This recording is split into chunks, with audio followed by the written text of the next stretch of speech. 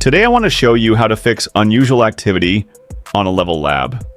So try to generate a voice here.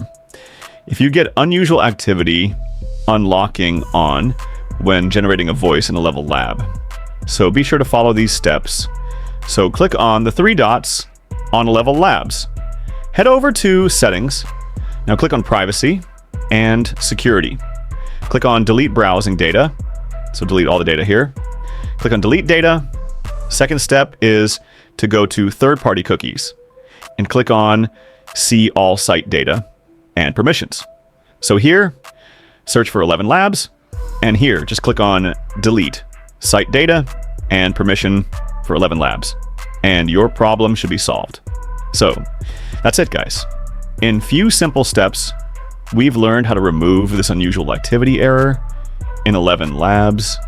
If you found this video helpful, don't forget to like and subscribe and leave a comment.